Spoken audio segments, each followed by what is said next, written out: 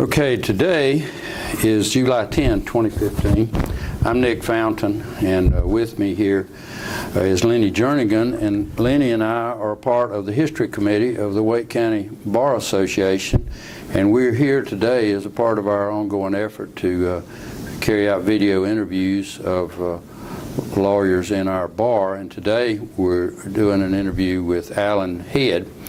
And Allan, as you'll shortly hear, is a longtime executive secretary of the North Carolina Bar Association. And we'll get to that in due course, but we'll perhaps start a little earlier. So Allan, I think I'll lead off by asking you to talk to us a little bit about your earlier, did you grow up in Raleigh? Where were you born? Those kinds of things. A little bit of childhood and the early stuff, and then we'll get to Wake Forest. I'm an Atlanta boy that ended up at Wake Forest. That was a good choice for me because there I met my wife, Patty, and while I was in college at Wake Forest, I knew that I was either going to be a minister or I was going to be a lawyer. And so I went home on one of the holidays, and I met with my minister in Atlanta and my pastor, and we had lunch together, and I told him that I was concerned about what direction to go, and he said, well, Allan, you'll feel the call. If you should be called to the ministry, just listen for the call.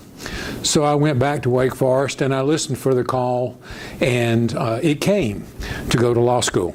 And so it was a wonderful decision. Again, I met my wife there at Wake Forest, and one thing with regard to admission at Wake Forest that was interesting was my interview with Dean Weathers to get into the school. Everyone back then, this was 1965, 66, everyone had to have a personal interview with Dean Carroll Weathers, or you couldn't get in. And I didn't care where you lived, in New York or California, you had to come to Winston-Salem for an interview. It was easy for me. I sat across the table from him, and he looked at me and he said, Mr. Head, is there anything in your past that, if it became known, might be an embarrassment to the Wake Forest School of Law? I paused, thought for a moment, and looked at him and said, anything? And he smiled and he said, well, I mean anything really bad. And so I said, no, sir, nothing really bad. And so he let me in. And so 3 years later, then I was a graduate of the law school. And so you got out in the class of 1969? Correct. Okay. And I was in the class of 68, and you were right about that interview and the critical importance of it. But you were involved in athletics at Wake Forest before you got to the law school, maybe while you were in law school, but it was not purely the ministry of the law school. You were also doing other things. Right. I'd been an athlete in high school in Atlanta. I ran track, played football, and when I got to Wake Forest, I got a partial track scholarship to run on the track team there, and that was an important part of my undergraduate time at Wake Forest, was to be a part of a team. And aren't we all a part of a team in life? Whether at your place of work or in a community organization, it's all about teamwork. And so I think that folks who have the opportunity to be a part of a team in their younger years, and certainly in college, it's a tremendous advantage. And I loved my time as a member of the track team at Wake Forest. And in fact, we still have reunions and we still get together. And it was 2 years ago that we had a mile relay team reunion at Wake Forest on a Saturday morning on a homecoming weekend, and we billed it as the world's oldest mile relay team, and passed the baton, and everybody ran a lap, and just wonderful memories. Well, I think that's just great. And of course, at that time, the Wake Forest Law School was not not in the building where most of the more recent alumni would, that most recent alumni would recall. The law school back then was on the lower, I guess that's called the lower quadrangle at Wake Forest. Right. And the school really had not been, in hindsight, had not been in Winston-Salem all that long, really. And the building was relatively new at the time. So that was a different experience. But you, do I recall correctly, you were also in the ROTC while you were at Wake as an undergrad? I was. ROTC was an important part of my undergraduate experience also. And in my undergraduate ROTC experience, I had the honor and the good fortune to have Brian Piccolo as my squad leader. Brian was a well-known and very successful Wake Forest football player who went on to pro notability. And Brian was my squad leader, and the platoon leader was Johnny Makovic, who ended up being later on the head coach at Wake Forest. And so I had an opportunity while I was in ROTC to again see leadership at its best, and to learn from others on how to be a good leader or better leader. And of course, we all make mistakes, and I got to see those also. And from those experiences, I've tried to be the very best leader that I can be, and I've tried to pass that along. And so, and of course, Brian Piccolo eventually became a key figure in the movie that maybe younger folks won't recall, called Brian's Song. That was a very inspirational movie later in his life. Now, this was at a time when people registered for the draft and people got drafted, and the Vietnam War was going on. You being in the ROTC meant that I suppose you got that service deferred during law school, but eventually military service was coming. Right. I did get a deferment from a commitment to be in the military and to go to law school. And after law school, and I had a 2-year commitment coming out of ROTC. I talked with the Army about that commitment, and they said that that if I would sign on for an extra year, that they would send me, they'd give me a choice of an assignment that was not a combat zone, because at the time of law school graduation, Patty was pregnant with our first, and we'd been married for a couple of years, and so an accompanied assignment in Europe was very attractive. And so following law school, went to Germany for 4 years. Okay, and what did you do there? I was a lawyer, of course, assigned to the Army Security Agency. That's a part of military intelligence during the Cold War, when there was an East Germany and a West Germany, and there was a border that was heavily armed and guarded. And quite frankly, the Western world was afraid that the East Germans and the Russians would come over and take over West Germany. And so our role was to guard that border, to watch troop movements and equipment movements, to make sure that we were not surprised if that were to happen one evening. And of course it never did. And then later on, we know Germany was unified, and now it's one Germany today, as it should be. Right. And so then I suppose that military service then finished sometime around 1972, and then you had to decide, what are you going to do now? And maybe that's where Raleigh and the Wake County Bar begins to come to the fore. Well, that's a great story. I was getting ready to out-process from the military, having been in for 4 years now. And was having trouble, quite frankly. Back then, you didn't make phone calls and you didn't go back and forth. And in fact, I had not been home in 4 years. And so you were writing letters, sending resumes, trying to get a job. Professor Jim Sizemore on the faculty at Wake Forest was trying to help me all he could, connecting me with folks. I wasn't having very much success. And he wrote me a letter and said, Allan, there's a job at the North Carolina Bar Association for the number 2 position, and you ought to be interested in that. And I responded, again, all of this was by mail, that thank you very much, but I think that I wanted to practice law. I was trained to do that and was looking forward to doing that in North Carolina. Was licensed here in North Carolina, of course, and so I thanked him and respectfully decided not to pursue that. A couple of months went by. He contacted me again and said, Allan, that job is still being advertised. And again, Allan, I think you'd be great for that position. And so I said, okay, well, I'll apply. And I did.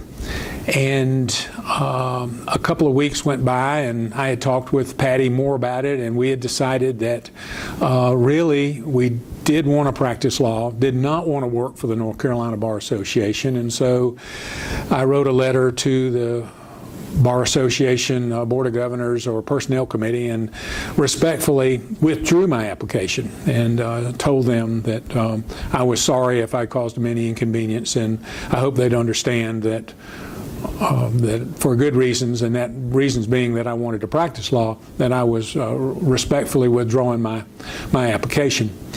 A couple more weeks went by. I'm now in the headquarters building in Augsburg, Germany. It's one of the Nazi headquarters buildings, tall ceilings, marble floors. It's kind of like the Pentagon building. And someone came to my office one morning and said, Captain Head, you have a call from the States. And when you got a call from the States, it was not good news. And it was a long walk down the hall. There was only one phone into the headquarters building, one line from the United States, so I had to go down the hall to the phone to get that one line. And as I went, I was thinking it's either her mother or her father or my mother or my father, but somebody has passed away, and this is not good news. And I got to the phone, picked it up. This is Captain Head. And on the other end of the line, they said, Captain Head, this is the Personnel Committee of the North Carolina Bar Association, and we'd like to talk with you. And I paused, somewhat concerned, thinking to myself, and finally I said to them, well, you must not have gotten my letter. And they said, oh, yes, we did. We got your letter, but we'd like to talk with you. Would that be okay? And of course I said that would be fine. And the end of that conversation resulted in a trip back home for me for an in-person interview with the Personnel Committee and ultimately a job offer. Well, great story. It's a great story, and I guess we'll get around to talking eventually about faith being important in your life, but to the extent you were called, you didn't say yes right off the bat, I must say. If you turned this thing down 2 or 3 times before coming to the Bar Association, and even though the rest is history, we're going to recount some of that history in a little bit. Well, the rest of that story is interesting to you ally, and that would be that I came home in uniform. Of course, I'm still in the military. Family did not come with me. The interview was there at 1025 Wade Avenue with the Personnel Committee. I assume it went well. And they looked at me and said at the end of the interview, Captain Head, we'd like to offer you a job. And I thought, well, this is great. And I had talked to Patty, and that we had agreed that if it's something that it sounded like a good opportunity, that I should take the job while I was there. And they said, and we'd like to offer you the position at a salary of $12,000 a year. And back in 1973, that was a lot of money. However, my face must have shown a little disappointment to the committee, and they looked at me and said, is there a problem? And I said, well, I'm making 15. And they said, yeah, but that includes benefits and all the other things that come with the military service. And I said, no, that's my salary. And they said, well, Captain Head, will you wait in the hallway for just a little bit? And so I stepped out of the room. They called me back in the room and said, Captain Head, we'd like to offer you $15,000 a year. So that's how it happened. And it's a great story. I love to tell it because you never know what's going to happen. And keeping your options open is important, I think, for especially for younger attorneys, and I counsel younger attorneys to keep their options open. When you're in law school and as you go through the first years of, you're not sure, you may think you know what you want to do, but that may not be where you end up. And if you're flexible and if you keep options open and always try to get a number of options, I think that serves you well. It served me well.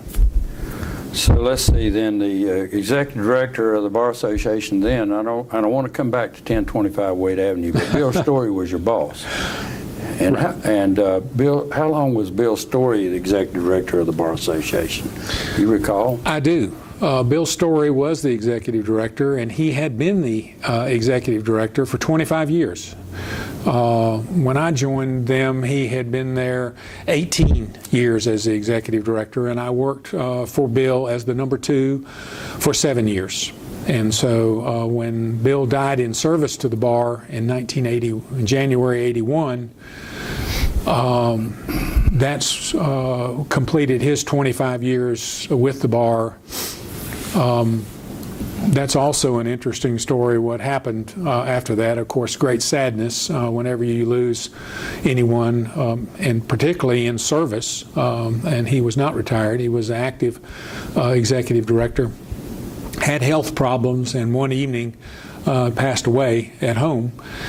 And the next morning, I was the acting executive director. Dewey Wells was the president of the Bar Association at the time.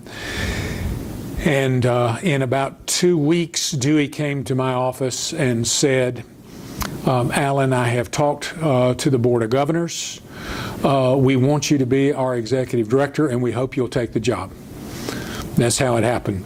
And I accepted immediately, and I refer to that as a battlefield promotion, a military term. Who were some of the other leaders in the bar in 1981, if you recall? I do recall, because the Personnel Committee was made up of the President and President-elect. Joe Moore, the Wake County Bar member, was president of the Bar Association at the time. Youngmore, Henderson, and Alvis is the firm. And then Walt Brinkley was president-elect. Ralph Strayhorn was the immediate past president. Harold Bennett before Ralph. Those were the members of the Personnel Committee that interviewed me and hired me in 1973. And then as I mentioned earlier, Dewey Wells was president in 81 at Bill Story's passing. Well, while we're talking about Walt Brinkley and Joe Moore, one of the significant things that the Bar Association was involved in around those years, I believe, would have been the creation of Legal Services of North Carolina and the efforts to do something about providing legal services to the underserved in our state. And do you recall involvement of the bar and where you were in that process? Absolutely. Very challenging times. The need was there. It was clear that poor folks who could not afford legal services needed legal services. It was, at least in some lawyers' minds, a threat to the profession to have legal aid attorneys providing legal services to folks. And Joe Moore and Walt Brinkley took the lead at a time when it wasn't very popular to to lead on the issue of free legal services for poor folks. Bill Thorpe, another great lawyer in our community at the time, was also the chair of a committee that advanced the idea for a statewide legal services office, a legal aid office that would serve poor folks and who could not otherwise afford legal services. And that was a very, very significant step for the bar. It was controversial at the time. Of course, today it's not, but at the time it was. And I got to be a part of that discussion. I got to see leadership at its best, and look where we are today. Right.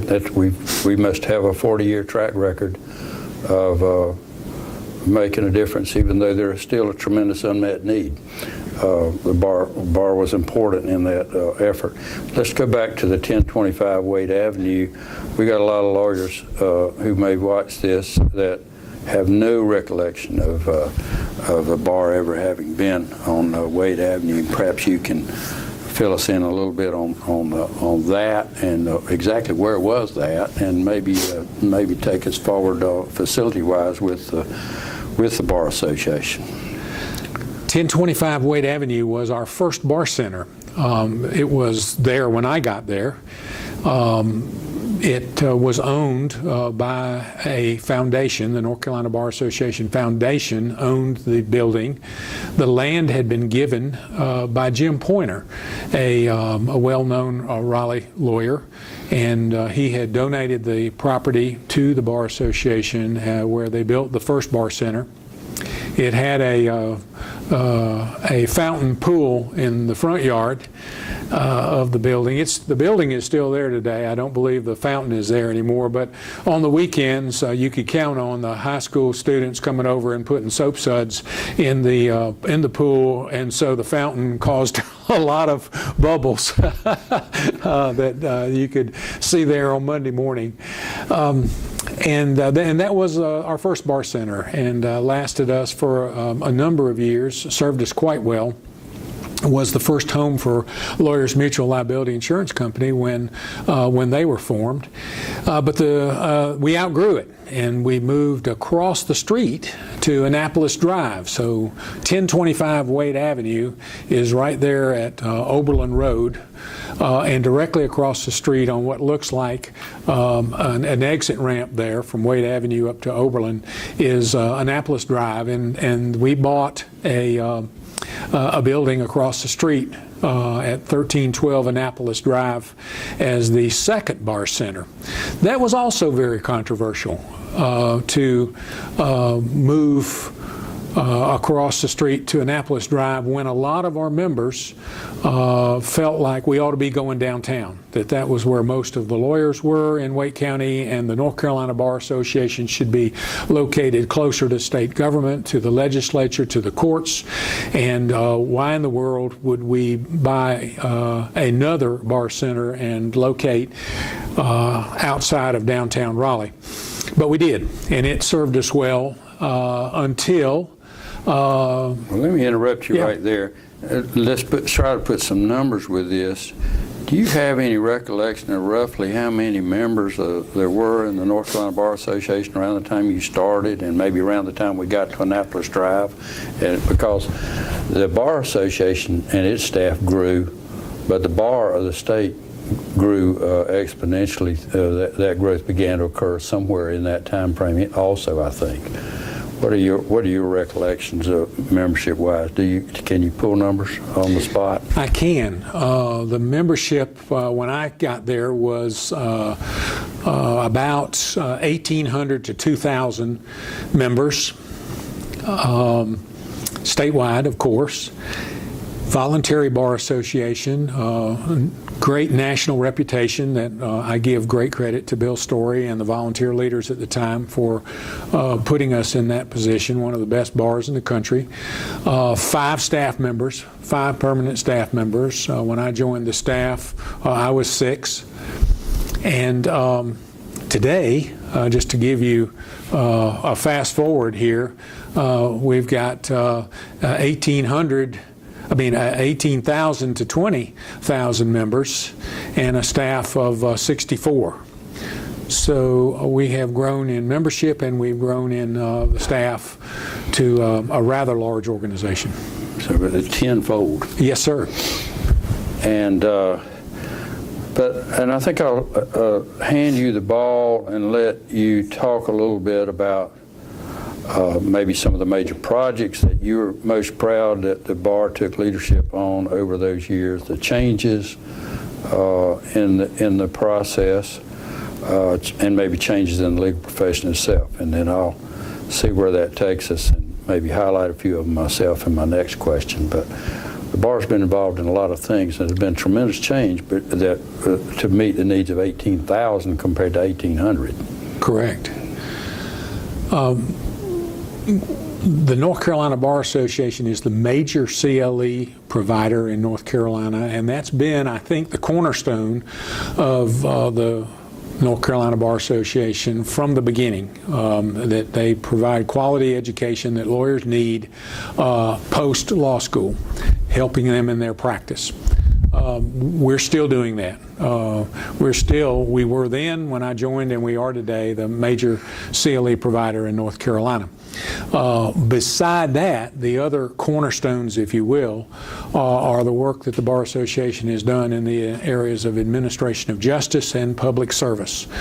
And I think the things that I'm most proud of is the efforts that we've done to advance services to the poor through our efforts to recruit lawyers statewide to do pro bono legal service for the people of North Carolina, those who are income eligible, of course. And we've done that in a lot of different ways. I'm not going to get into the weeds on this, but there's a lot of pro bono services that we do. And many lawyers belong to the North Carolina Bar Association because we are the North Carolina Bar Association is the vehicle that brings together lawyers to do things together that individually they would not be able to do. And public service and pro bono as an example of that. Law-related education, civics education in the schools, lawyers on the line, where we talk to 10,000 people in one day at 8 different call centers across the state. Those are the kind of public service projects that the Bar Association is good at. We've been recognized nationally with awards for those efforts. That would be one. Continuing legal education is two. And advocacy on behalf of the profession at the national level in Congress and at the state level in the North Carolina legislature, I think would be another cornerstone of the Bar Association that we've done well. We represent the profession well, I think, taking legislation from the many sections and divisions of the Bar Association to the legislature to get good laws enacted that recognize societal changes and things that need to be updated and changed to make life better for North Carolina citizens. Right, and of course, among other changes that occurred was that there were no sections and divisions when you began with the Bar Association. Now, maybe you didn't need them with 1,800 members, but that was a change. And how did that occur? Again, sections and divisions were created within the Bar Association in the 70s. No, I take that back, would have been in the 80s. It was very controversial at the time because some lawyers thought it was divisive, that having one bar association with one mission and one goal and bringing everybody together under the umbrella was what we needed to do, and everybody needed to be together and everybody needed to stay focused as one. Whereas the thought that dividing the association into specialized sections would in fact segregate the bar, if you will, by practice areas, and that was not a good idea. That's what a number of people said. I was proud of the Bar Association and our Board of Governors at the time. Bankruptcy was the first section of the North Carolina Bar Association, recognizing the special needs that bankruptcy lawyers had and their special practice in special courts, needing special education. And then shortly thereafter, sections grew to so today we have 30 specialized sections within the Bar Association, and quite frankly, that was one of the big changes that advanced the North Carolina Bar Association to where it is today, where the focus is on what we can do to help lawyers in their practice areas. And had we not done that, you would have seen smaller associations grow up. You would have had the North Carolina Association of Bankruptcy Lawyers and the North Carolina Association of Family Lawyers, or intellectual property law lawyers, or immigration lawyers, whereas today all of those special interests are met by the specialized sections of the association. It was controversial at the time. It's one of the best things the Bar Association ever did. And I know there have been some challenges at continuing to engage in membership. The plethora of younger attorneys that we now have in North Carolina, and but I'd ask you to comment a little bit on the relevance and importance of the Bar Association today compared to what it was 30, 40 years ago. Do you consider it just as relevant and important for the younger lawyer now as back then? The relevance of the Bar Association is measured every year when the members vote on how the Bar Association is doing and whether it is providing valuable services to them. They vote when the dues notice goes out. And when the dues are paid, then you know that they have confidence and support the mission and goals of the Bar Association and value the services that the association provides. And so the relevance, I think, to the association is to the practice of and the profession has been shown over the years by the growth in membership. Quite frankly, a voluntary association has the challenge every day to meet the needs of its members, and if not, they can quit. And so the challenge is to provide valuable services to lawyers that are relevant in their practice areas, so that they want to be a part of the umbrella organization. And I think we've been successful at that. I'm going to turn now. We've talked a fair amount about your work with the Bar Association statewide and the like, but I'm going to turn to the Wake County Bar. At the time you began, there was 0 staff and no office for the Wake County Bar, but the Wake County Bar has always been a piece of your volunteer work, which may be more closely related to your day job than some others, but the Wake County Bar has been important to you, and you've been involved as an important volunteer in that process as well. You want to tell us a little bit about some of that? Immediately when I joined the North Carolina Bar Association staff, Bill Story pointed out to me the importance of successful local bars, and one of the best in the state was the Wake County Bar that got together regularly once a month for a luncheon meeting in the basement of the convention center at that time, or Civic Center, and I think it was called the Civic Center, and that was my first encounter with the local bar. I loved the contact and the networking that went on at the local level. I became an active member of the Wake County Bar. They asked me shortly thereafter to be treasurer, and I agreed to be the voluntary treasurer of the Wake County Bar Association. And also at the time, Dan Hartzog was the voluntary secretary. I remember that Dan and I sat side by side at the meetings as voting members of the board, doing the work that needed to be done behind the scenes to make sure that our local bar was successful. Lawyers love getting together. They love networking with each other. And there's so many things that are done best at the local level. And so I've encouraged young lawyers over the years to become involved, not just at the state level, but equally as importantly at the local level. And I think the Wake County Bar reputation nationally is one of the best local bars in the country. And But when it started, it was all volunteers. There were no staff members of the Wake County Bar, and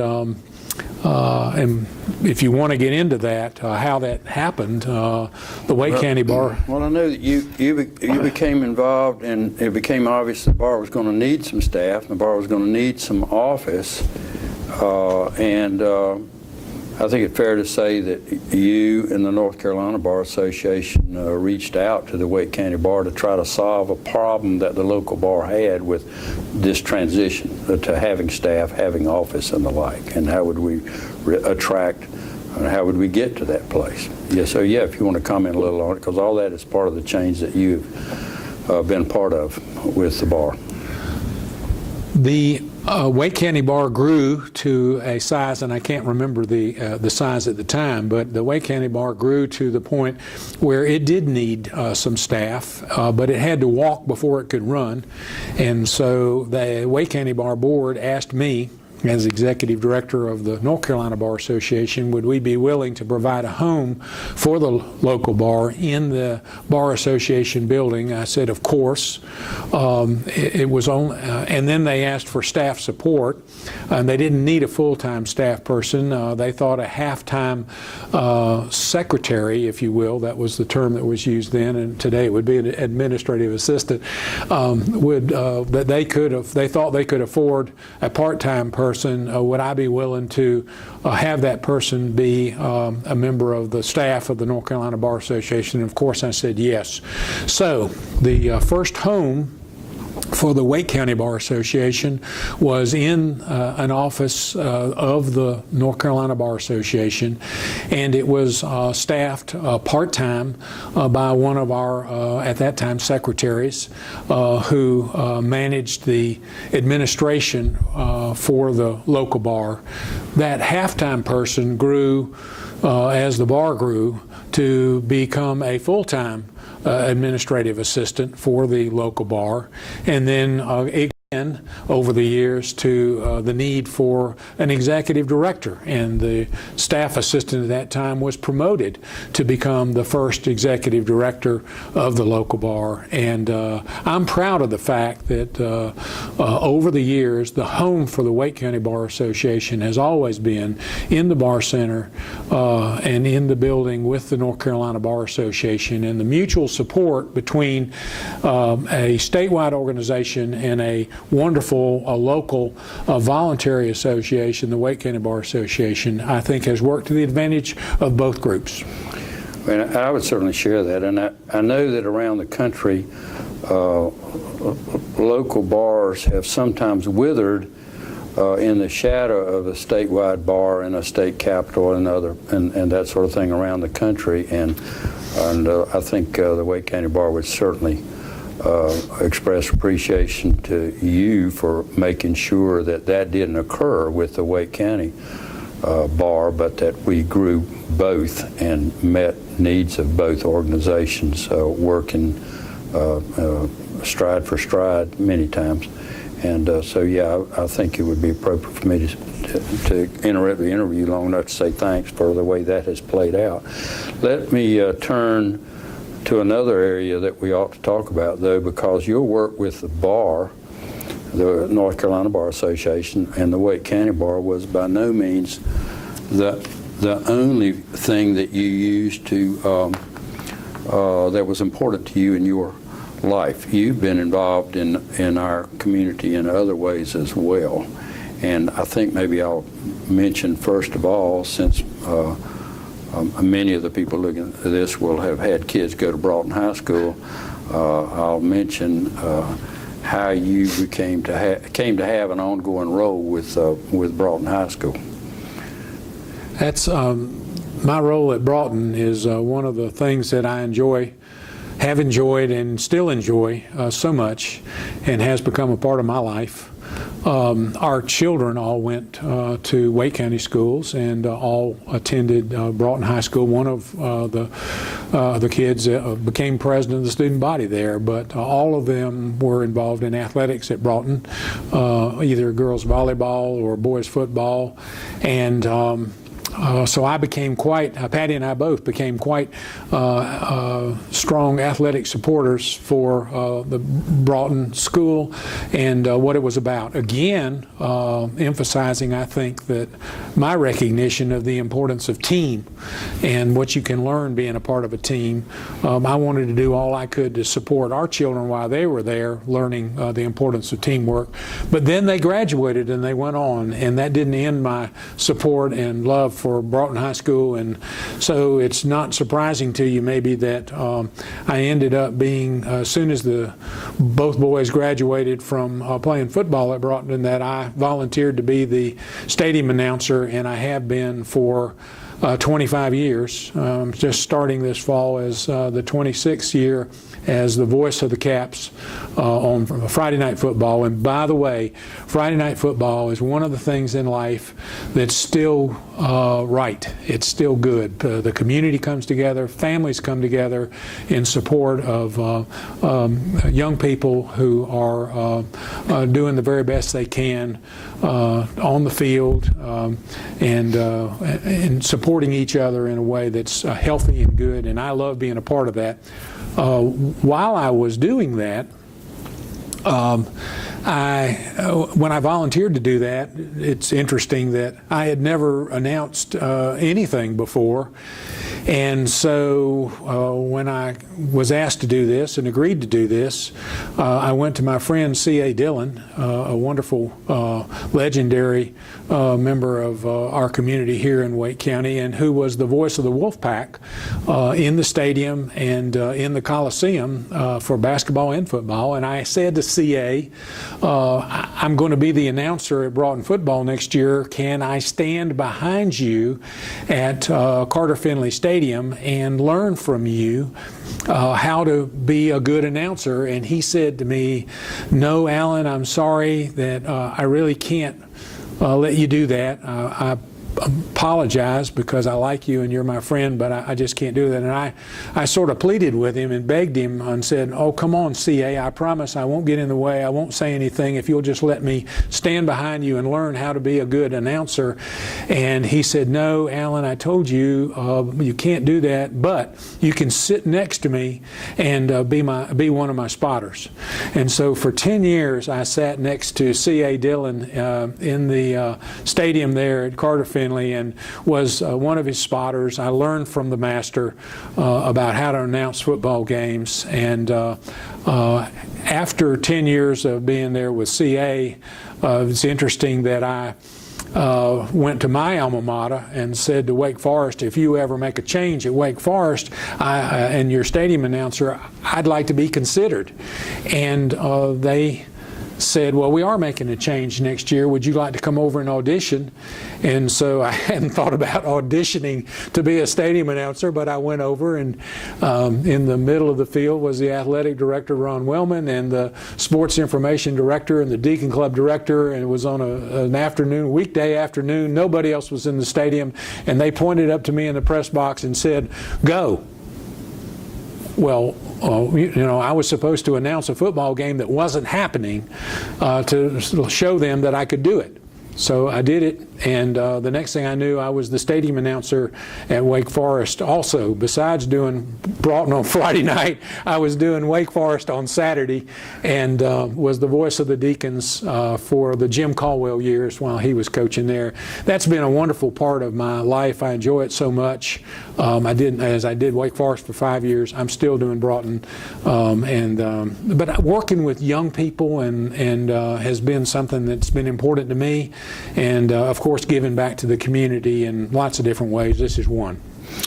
Right, and I'm going to tag another way that I know you've been involved in young people and mentoring is through a tremendous amount of work with the YMCA, certainly starting in Raleigh, but not just Raleigh. And for so many people watching this, they had kids go through the Indian guides or the Y guides or the princesses or whatever. And am I correct that your involvement with the Y started with the guides just like so many others?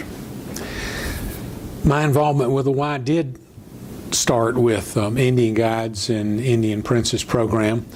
I was working out at the Y. It was brought to my attention. This was immediately after I came back from Germany and was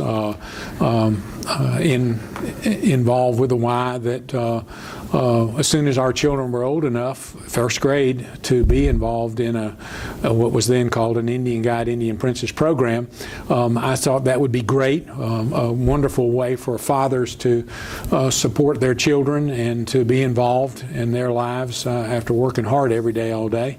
And so it was not a surprise that I immediately got involved in that program through a good friend, Jim Epps, with the YMCA. And I shortly became the chief of the tribe that my children were involved in. And shortly thereafter, I became the chief of all of the tribes in Raleigh. They called it the Nation Chief. And I was the Arapaho Nation Chief. Shortly thereafter, I became the chief of the Indian tribes in the Southeast for the Southeast region of the YMCA of the USA. I think you can see this is another example of community involvement in my commitment to young people. And shortly thereafter, I was elected to the YMCA of the USA Board of Directors, a national honor and opportunity I had at a national level to influence YMCA activities around the country, and not just related to Indian Guides and Indian Princesses. And then, of course, I was president of our local YMCA here years ago, and I'm proud of that service also, that has connected me with an organization that puts Christian principles into practice through programs that build healthy spirit, mind, and body for all.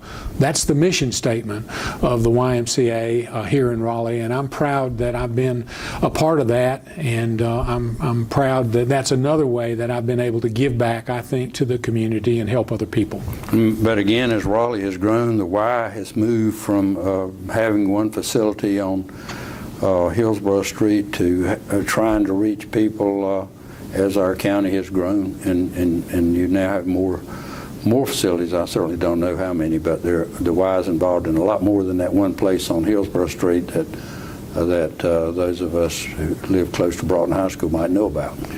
That's right. Today, there was a time where there was one branch, then there were 3 branches, and now we've grown to 15 different branches serving communities, the camps at the coast, all the way to multiple counties now. It's called the YMCA of the Triangle, and so Chapel Hill and Durham and the YMCAs there have added branches to the Raleigh branches, and now it is the YMCA of the Triangle, and with, I think, over 15 different branches. You know, recently one of my granddaughters went on a mission trip to the mountains through our church, White Memorial Presbyterian. But do I recall that you were involved in how it came to be that church has a service project in the mountains? Thank you for asking. I'm really, really proud of what we call the Appalachian Service Project. It's a national initiative it's a home repair ministry in the Appalachian Mountains to folks who are poor there, many of whom were involved in the coal mining regions of Appalachia. And there was a need, a home repair ministry, to go to the mountains and help make their homes warmer, drier, and safer. And so we didn't have that program at our church, and I started that program at White Memorial with the first year we took 2 church vans, 4 youth, teenagers in each van, 2 adults in each van, males and females. And from that start, which has been over 25 years ago now, I was involved for 21 of those years from the beginning. We've now taken over 1,500 folks from our church have gone to the Appalachian Mountains, and now we take 3 or 4 or 5 church vans full of kids. We do it, the church does it 3 different trips, not one trip during the summer, but 3 different times, allowing kids to go and help people who couldn't otherwise help themselves, and to see firsthand how poor people live and how we can help. And the folks there in the Appalachian region, they look at us and they say, who sent you here? And the answer to that is, well, God did. And I think it means a lot to them and to the kids. It's a life-changing experience for the youth that get to go. I can tell you it's a life-changing experience for these adults who go as adult advisors, putting on a new roof, replacing the deck, building a ramp up to the front if somebody is needs handicap access, insulating walls inside a home that have never been insulated, and making those homes warmer, drier, and safer for people who could not otherwise afford it. So you've been, over all these years in Raleigh, you have been involved with the bar, you've been involved in the community, but you've had family in the midst of all that as well. And we talked about Patty, and you talked about her being expecting at the time you were in Germany, but from there, where did it go family-wise? Well, we've been blessed with 3 children, David, Daryl, and Jamie, all of whom are married, and they've blessed us with 8 grandchildren. And Patty says we have 9 grandchildren, but it's really only 8. She counts me as one of them because I require adult supervision. And but we've got 2 grandkids in Houston with our daughter and her husband and their family, and we've got 4 grandchildren in Charlotte with David and his wife and their family, and then we've got 2 in Winston-Salem with Daryl and his wife and their family. And that's one of the blessings in life that a lot of folks don't get, and certainly not in abundance that we've been blessed with. And so they are an important part of our life, and they call me Opa. That's German for grandfather. That's great. That's great. But as it developed, with all your involvement with the bar and so many lawyers over the years and all of those annual meetings and the like, as it worked out, none of those kids went into law directly, but maybe they've picked up values in other ways from all of the things that you've done. And but it's a great family. You know, I'm going to quote something here. I think it was a Barbra Streisand song that says, "Can it be that it was all so simple then, or has time rewritten every line? If we had the chance to do it all again, would we or could we?" And so, Allan, how's it been? Would you do it all again? What would you change? And what would you say to the young lawyers? I wouldn't change a thing. I've been so blessed to have worked for the North Carolina Bar Association now for 41 years, 35 of those as executive director. Along the way, family, as you mentioned, has been so important to me. And I would say to young lawyers that climb the ladder of success, but take your family with you. And easy to say, harder to do. But you know that they say that when it gets to the end of the rope and the end of the road, that no one wishes that they'd spent more time at the office. On the other hand, that it's okay to work hard at your job, and a lot of us have to, and it takes extra hours, and sometimes at night, and sometimes on the weekends, and that's not bad. But you have to remember that as you climb this ladder, that you take your family with you. There's a way to do that, and I've tried to do that over the years, and I've tried to encourage young people to do the same, because I think you can do it. I encourage young lawyers who work for me to be at home at dinner time to have dinner with their family, and maybe you'll have to come back to work, or maybe you'll have to work after the kids go to bed. I know I did, but being at home for dinner is a good example of how you need to do that. Well, I think that's a good point. And I know there are a lot of laptops that are put on the table after the kids go to bed, in the homes of a lot of lawyers in our community. So you've done a lot.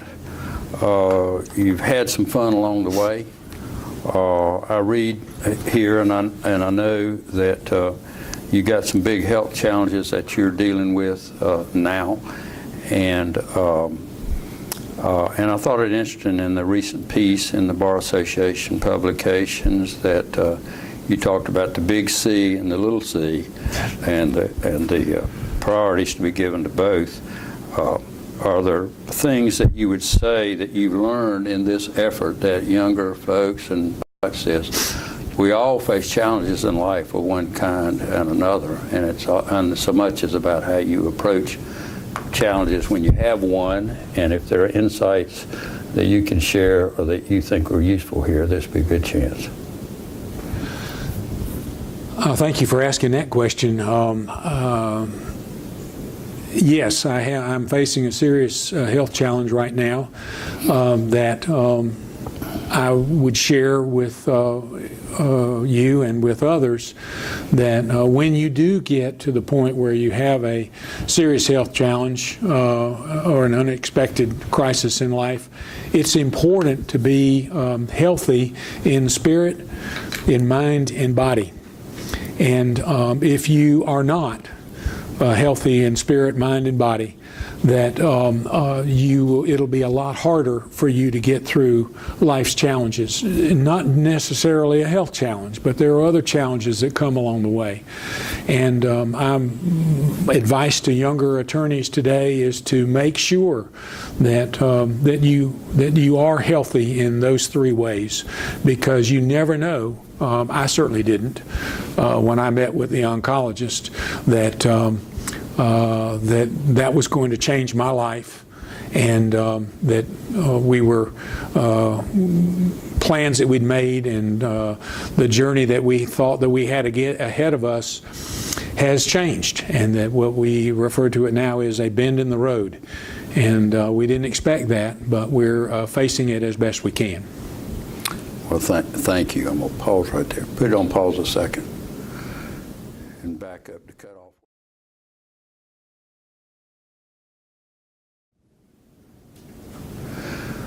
So, Allan, one of the things in the piece that was in the Bar publication was a reference to the big C and the little c. And I know that for many folks, they don't even want to say the word cancer, and for them, the big C means that cancer has come into their life. But I thought I saw in that material some comments maybe that you made about the big C and the little c, and I thought I'd ask you to explain.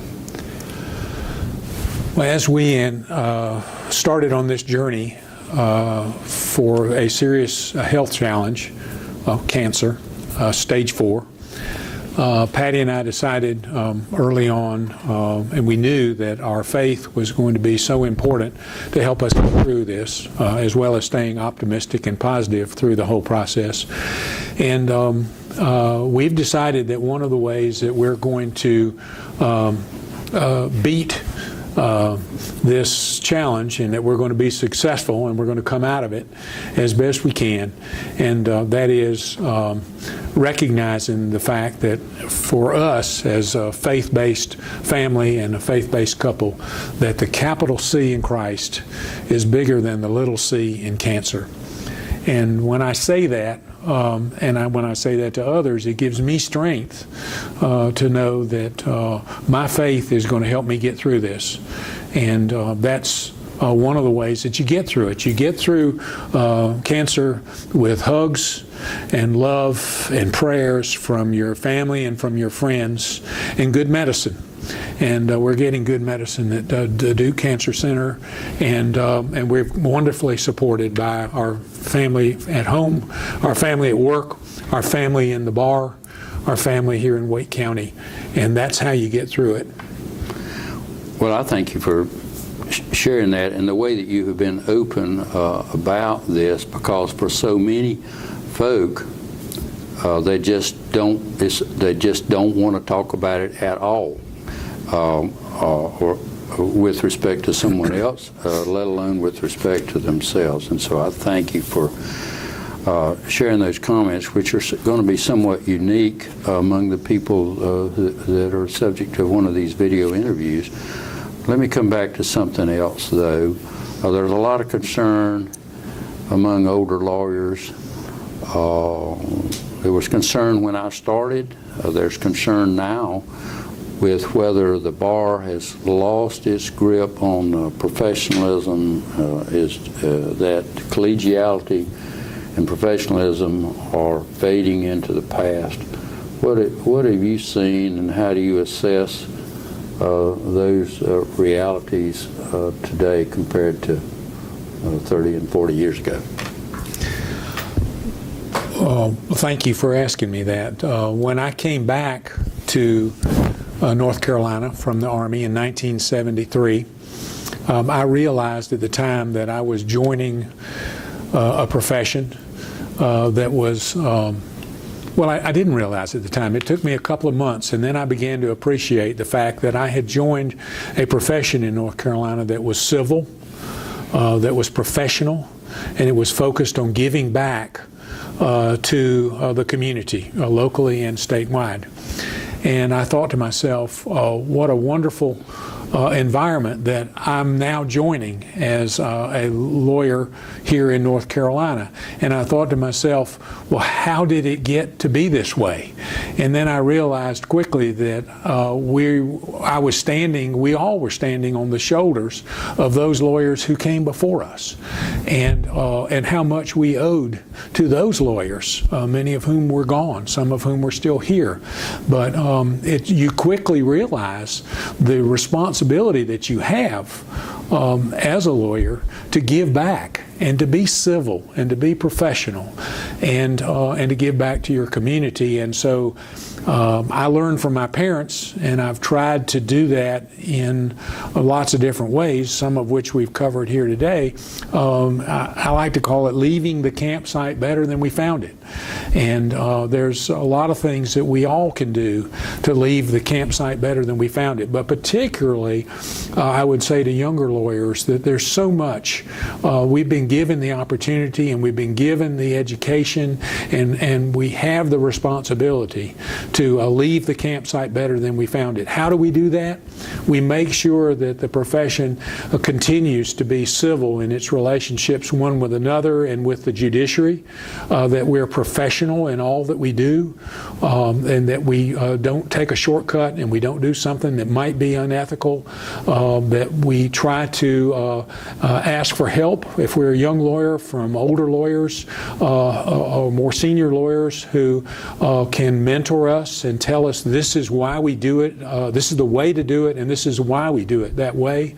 I know that happens in law firms. I know that happens in smaller communities in North Carolina. And then I think we need to emphasize the importance to younger attorneys about giving back, getting involved in the community and giving back to the community, and and being leaders. That responsibility that we have to be leaders in our community. We've been especially recognized and trained as professionals, and that allows us the opportunity to be leaders in our churches and synagogues, in our civic clubs, in our PTAs, and just multiple opportunities that we have that other people don't have. And we shouldn't miss those opportunities. We should take those opportunities and welcome the opportunity to provide leadership to our community. Well, I think that's a great note to finish on. But I'll give you, if you have a closing remark or a note you want to make, or something that we have failed to discuss, I want you to have that opportunity before I wrap this up. Over the years, I have collected a number of sayings that I refer to as head notes. That means something to lawyers, but not folks who aren't legally trained. And I've written a book. It's more like a primer, a pamphlet that's called Head Notes.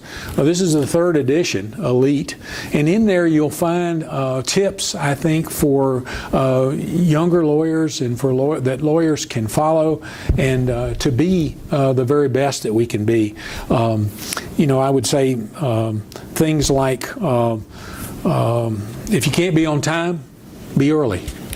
If the road is full of flat squirrels who couldn't decide which way to go, those are just a couple of the head notes that are in there that I think are important. The importance of being optimistic and staying optimistic. It's easy to be a pessimist. It's easy the world is full of folks who say, well, we have to walk before we run. Well, we can't really do that. I don't think we can do that.